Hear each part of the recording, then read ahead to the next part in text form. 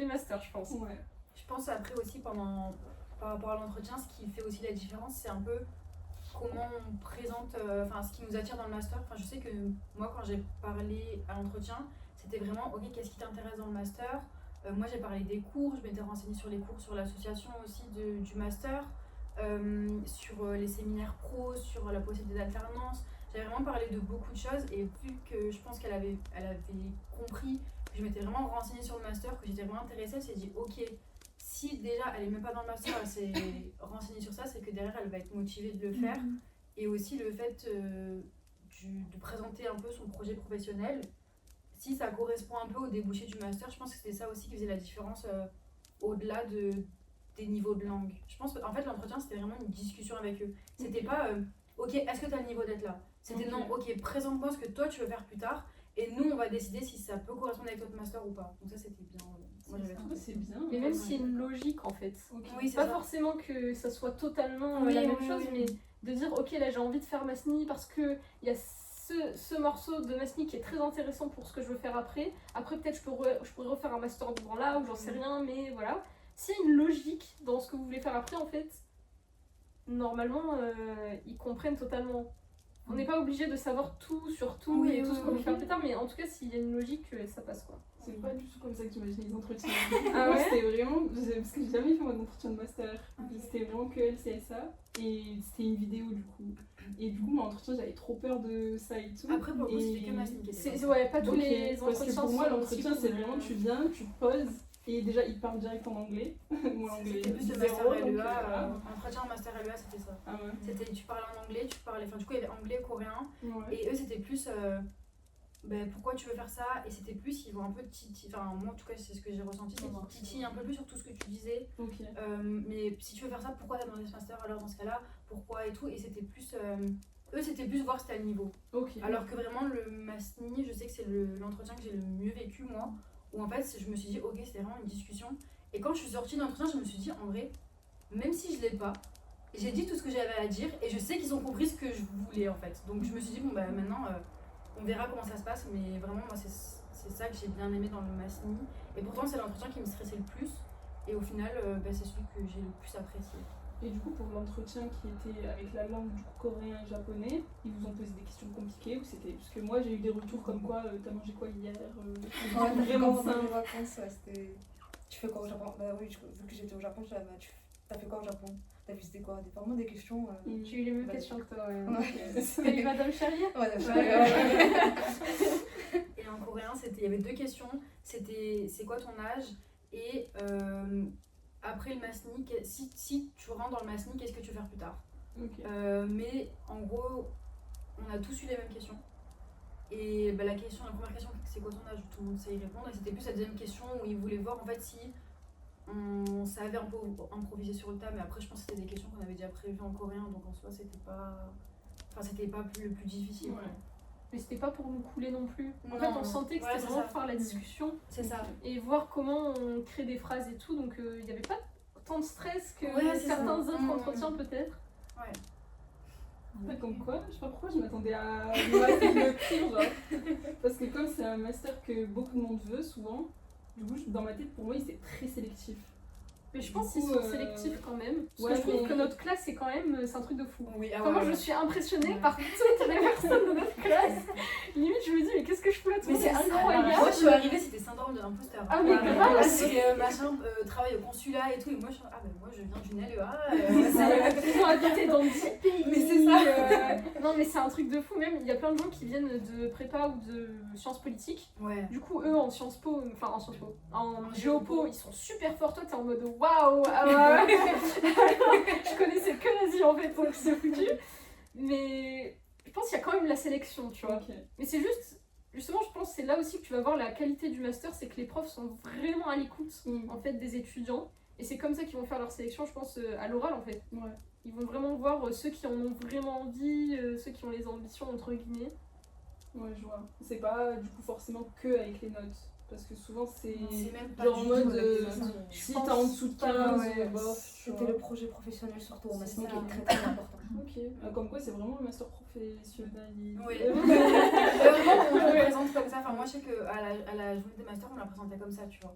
On m'a dit ce master, le but c'est vraiment, tu sors, t'as un travail, c'est vraiment de vous préparer au monde quoi. Et la preuve c'est que le pré-rentrée, on nous parle, on nous dit alors, là le but aujourd'hui c'est vraiment de trouver un travail derrière, donc vous avez cette possibilité, le stage, vous allez rencontrer plein de professionnels qui vont vous montrer, donc on a plein d'alumni qui viennent, qui nous parlent de leur travail, et en fait nous on se dit ok, avec ce master on a cette possibilité, on sait que ça nous fait des contacts aussi, ça nous fait un réseautage. Il y a la Machni qui est là vraiment pour nous présenter des professionnels aussi, donc c'est une soirée en décembre où en fait les M1 viennent, donc nous on l'a fait.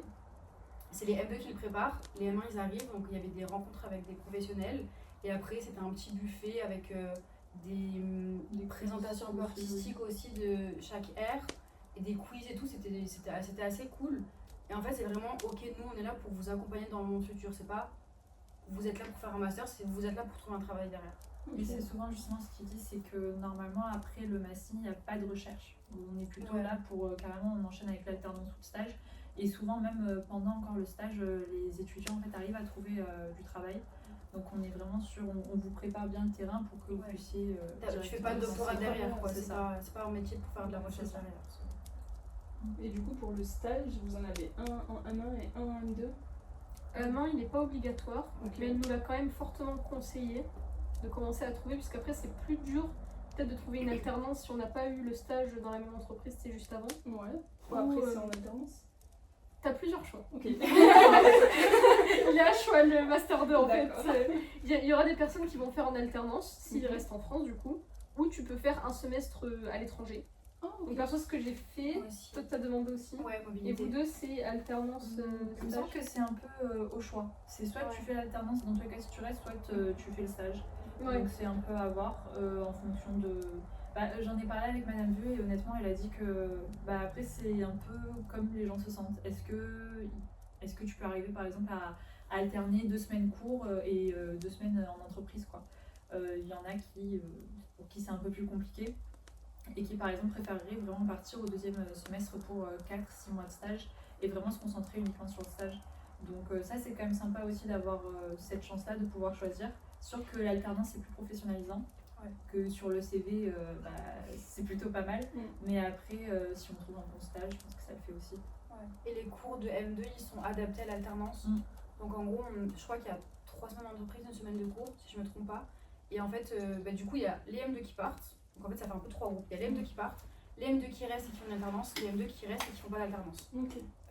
Et du coup, les M2 qui restent et qui font pas d'alternance, ils ont aussi des cours de langue durant les 3 semaines d'entreprise. Et ceux qui font l'alternance, ils ont 3 semaines d'entreprise, 1 semaine de cours et c'est fait pour les faciliter à faire une alternance et à pas rater des cours pendant les semaines où les autres font cours aussi. Et après, du coup, ceux qui font pas d'alternance, ils feront un stage. Et en général, comme elle disait, ceux qui font pas d'alternance, c'est parce qu'ils comptent faire un stage à l'étranger derrière ou un service civique aussi, ça passe en stage, un VIE. Bon, après, c'est pas. C'est compliqué de trouver ça en master, mais voilà, il y a toujours. Même petite anecdote que je trouve trop bien, en fait ils sont super ouverts sur ce qu'on va faire en termes de stage. Parce que par exemple au Japon ça existe presque pas, si on a un stage. Du coup les personnes qui sont en Masni là au Japon et qui ont cherché un stage, c'était souvent en fait des jobs pour 6 mois. Et du coup elle accepte de prendre le job pour 6 mois parce qu'au Japon du coup il n'y a pas de stage et la personne va faire la convention et tout, mais c'est un job quoi. Donc c'est quand même super ouvert, je sais qu'il n'y a pas tous les masters qui acceptent ça, et la majorité ils veulent vraiment les papiers, que ce soit un stage carré quoi, entre guillemets. Pour ça comme tu disais VIE, trop intéressant en vrai pour nous. Grave. Donc c'est super cool. Et pareil, on a eu aussi une espèce de présentation des VIE, je sais que la prof elle veut vraiment tout mettre en place pour nous présenter tous les choix qu'on a et qu'on ne sort pas du master en disant bon maintenant qu'est-ce que je fais. Elle nous a vraiment tout présenté et ça c'est cool. Il y aura des job dating aussi en appel. Oui, on a des job dating, on a des tables rondes avec des pros. C'est trop bien, vous avez plein d'opportunités et en tout cas on vous les propose, c'est vraiment une démarche de la part des profs, à la fois de vous aussi c'est sûr, mais eux proposent quand même beaucoup de choses pour que vous rebondissiez dessus. Ouais, moi je sais que c'était aussi un plus et une des raisons pour lesquelles je choisis le Masni, c'est que je me disais c'est pas, quand t'es en licence c'était plus tu fais ta vie, tu fais en cours, tu rentres chez toi, c'est fini. Alors que là, le Masni, c'était vraiment ok, on t'accompagne pour continuer après les études, quoi. Ça, c'est vraiment moi, c'est un peu ce qui a fait la différence avec le master à l'UA et le Masni. Et du coup, c'est pour ça que j'ai choisi le Masni. Et même le le fait qu'en M2 on ait autant de possibilités avec l'alternance mais qui est pas forcément obligatoire non plus, et la mobilité, enfin je me suis dit ok, il y a quand même plein de choses qui s'offrent à nous, donc ça c'est bien. Et le réseau alumni. En fait, ça fait un peu école de co, mais école Ouais, c'est ça. Dans le sens où, enfin, souvent à la fac, le réseau d'alumni il est pourri quoi. Enfin, on n'a aucun réseau d'alumni par exemple en LEA, c'est une galère. Enfin, je sais qu'ils essayent de construire un truc, mais bon, ça prend du temps.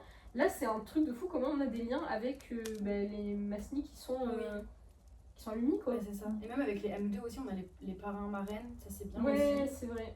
Donc on a plusieurs groupes LinkedIn où en fait du coup il y a des offres, il y a des offres de stage et d'emploi que les alumni postent, donc ils savent que c'est accessible aux Masni, donc c'est cool parce que du coup on voit même les M2 qui arrivent à trouver leur stage et même du travail pour après le master grâce à ça, et on se dit bon c'est bien parce que nous aussi ça nous permet de voir les opportunités dont on peut être éligible, et aussi nous donne aussi des idées pour le M2 et pour le stage, donc ça franchement c'est super cool, et je trouve que c'est bien que la prof elle ait pensé à organiser tout ça, donc ça c'est super.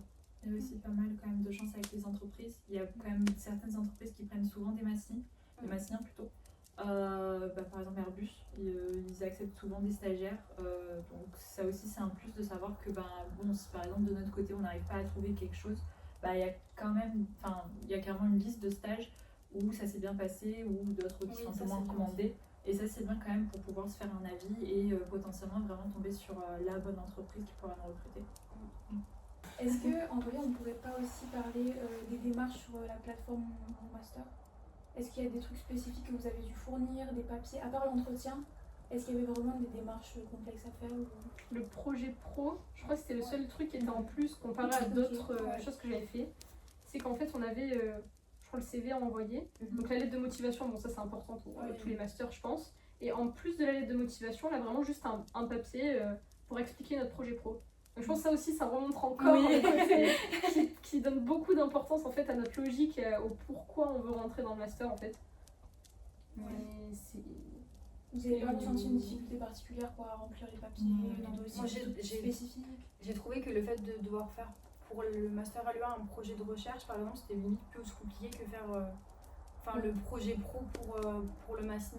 Après je sais que nous l'année dernière sur mon master ils nous demandaient genre une lettre de recommandation et un certificat de langue B, ce qui n'était pas obligatoire. Mais en fait c'était juste parce qu'il y avait un problème sur la plateforme, et Madame Veil nous a dit qu'elle ne lisait pas les lettres de recommandation parce qu'elle disait ça sert à rien, en fait vous êtes en L3, les profs vont vous recommander, ok, mais derrière c'est pour l'égalité des chances ça sert à rien en gros entre guillemets d'avoir une lettre de recommandation.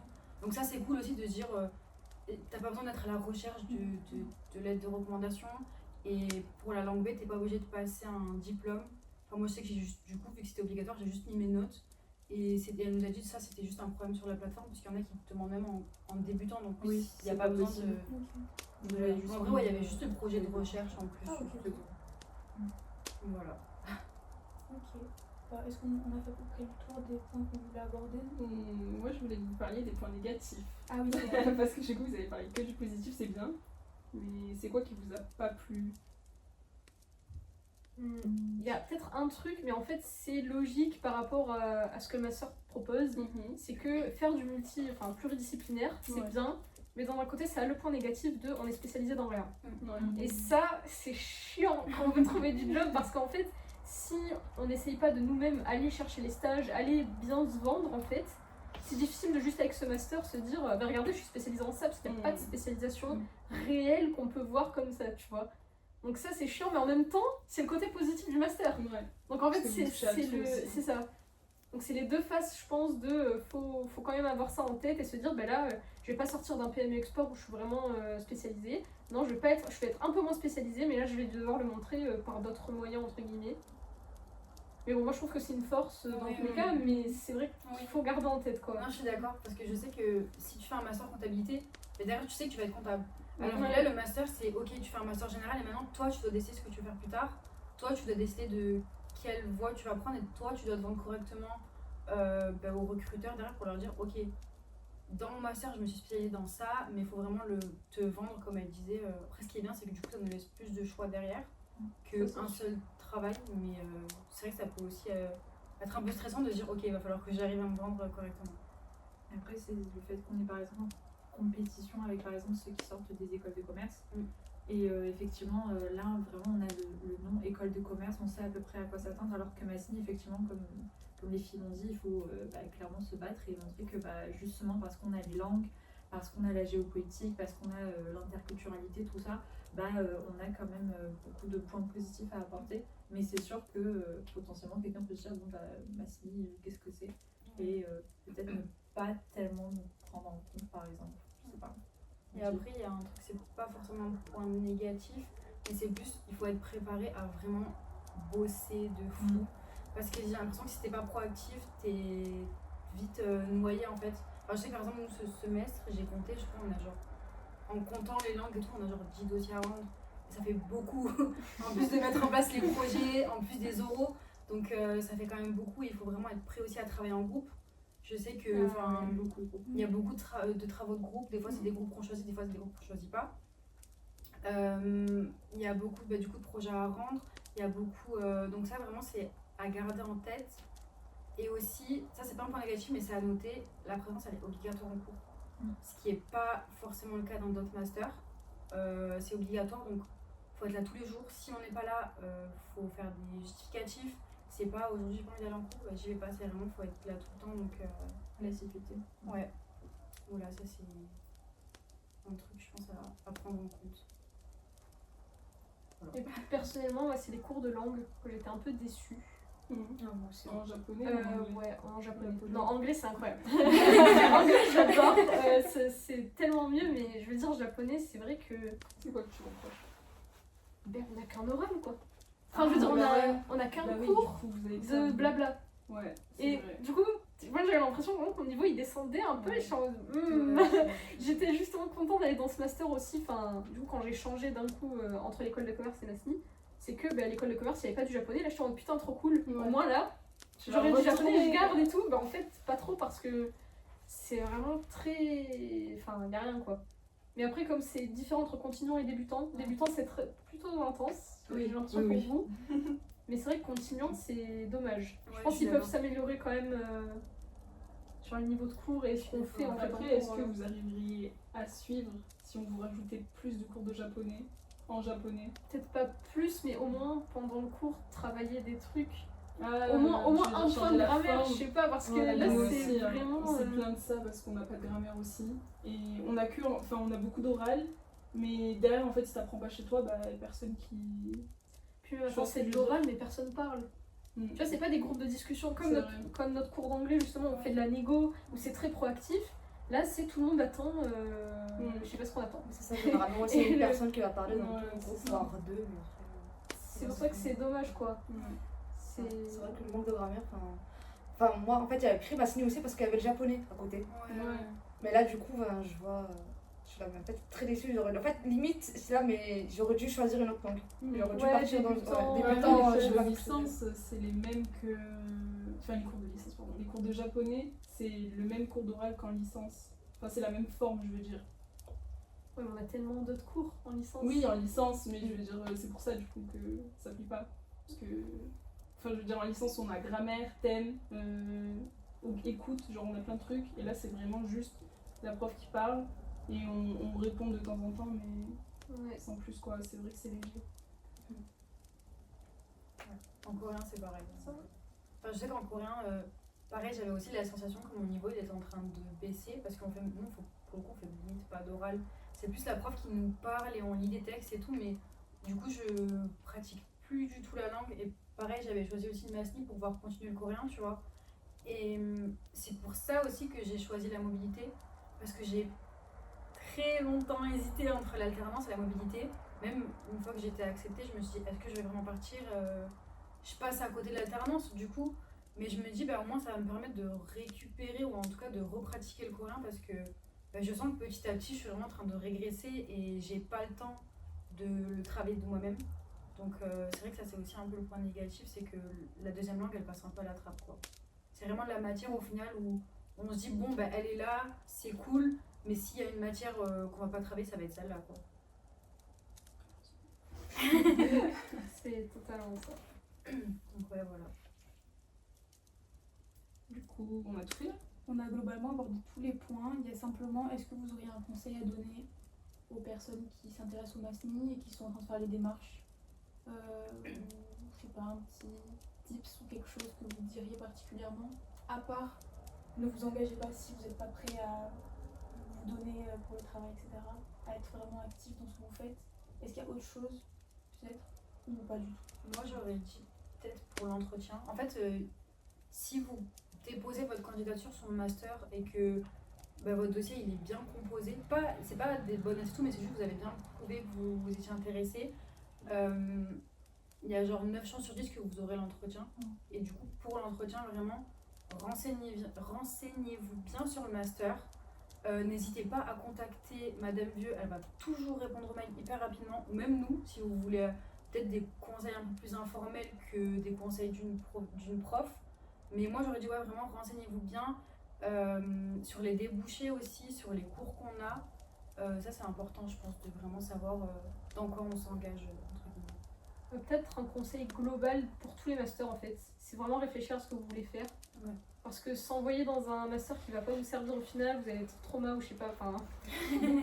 vous allez perdre du temps. Si vous sentez que c'est foutu, là vous avez aucune idée, que vous êtes totalement perdu, mais peut-être prendre une année sabbatique, c'est pas inintéressant quoi. Peut-être vraiment prendre ce temps de réfléchir, de dire ok moi qu'est-ce que je veux faire et tout. Ça peut être intéressant. Ouais, je suis d'accord. Ouais, je l'avais fait aussi avant de rentrer en master. J'ai fait 1 an de césure, sabbatique. Et c'est vrai que ça aide. Du coup, tu t'aères l'esprit, tu fais ce que tu aimes et tu te dis, ok. Tu dis qu'est-ce que j'aime là, qu'est-ce que je veux faire plus tard. Parce qu'en soi, on est jeunes, il y a des gens, des fois, dans notre master, ils ont 30 ans. Ouais, c'est ce que j'ai ils viennent de plein d'autres pays. Il y a vraiment tout âge. Hein. Tout âge. Enfin, 25-30, là, il y en a plein. Donc, c'est pas aussi. Vraiment, des gens de la vingtaine, c'est limite moins. C'est ça. On est les jeunes, entre guillemets, si on a 22-23, quoi. En LEA, t'es limite que entre jeunes et t'arrives, tu dis ok, là je suis vraiment avec des darons, tu vois. Tu dis ok, là vraiment ça se voit que je passe un step, donc faut être prêt aussi à ça. Donc pourquoi pas prendre le temps de vraiment réfléchir à ça avant de se lancer. Ouais, c'est un conseil. C'était le même à peu près, c'était de me contacter s'il y a quoi que ce soit ou d'autres personnes. Ok, est-ce qu'on pourra mettre un de vos contacts ou vos contacts? Oui, pas de soucis. Du coup, j'ai des avis sur d'autres masters. Hein. Du coup, je me conseille sur d'autres. Et bien. Non, mais ouais. Ok, merci. Merci beaucoup. Merci à vous et de votre participation.